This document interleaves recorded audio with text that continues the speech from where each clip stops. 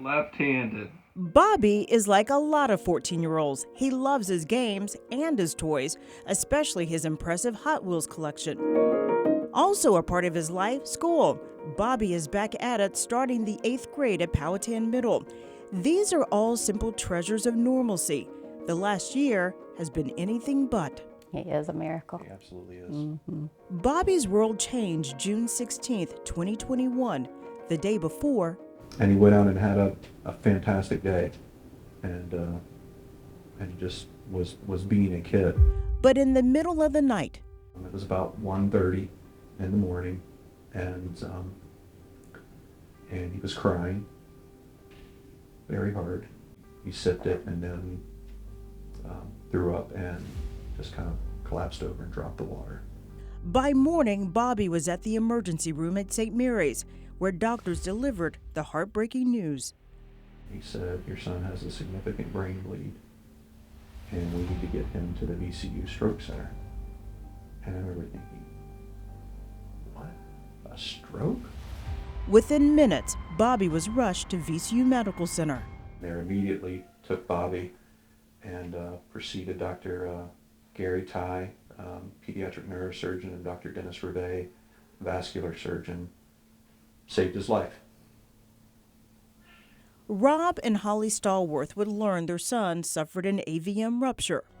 AVM stands for arteriovenous malformation. We believe that in almost all cases it developed during the development of the child in utero.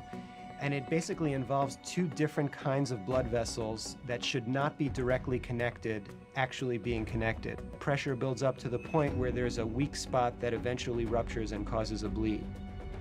Thankfully, the initial bleed is often contained by the surrounding pressure within the skull.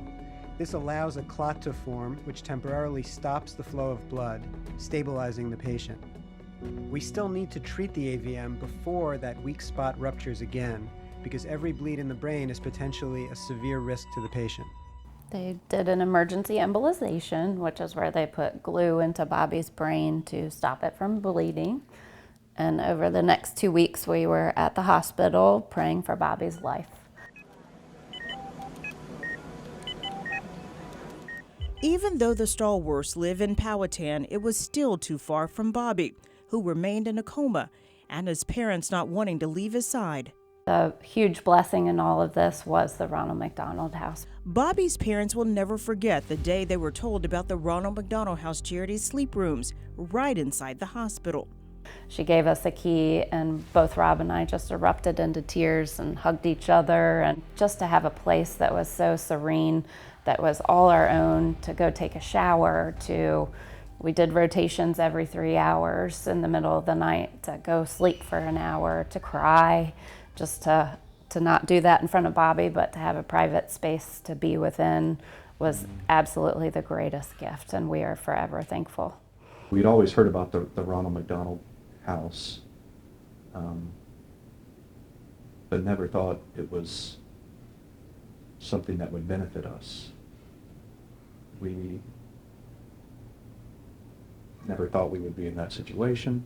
It had everything to do with convenience at that point. And to have a room that was 20 seconds away from Bobby. And there was more than just the room. And there's always a little basket out there of snacks, chips. I think I lived off Rice Krispie treats. Yeah. Actually brought you another chocolate donut with no barium on it. It's nice and we have to sit up and be safe, but that is all yours.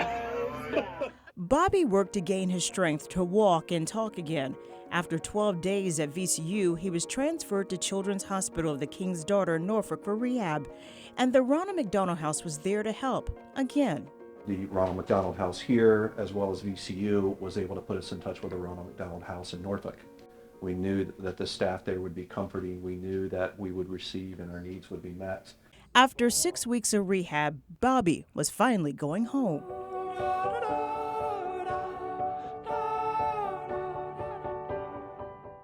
Even as Bobby settled into his new normal, he also had a need to give back.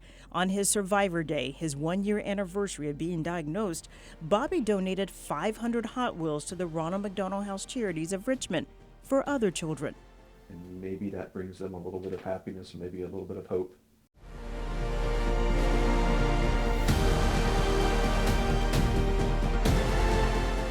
All the hope, prayers, and medical treatment have brought Bobby here to this point, doing what 14-year-olds love to do, including playing with his new puppy, Spencer. He is very playful. He will not sit still.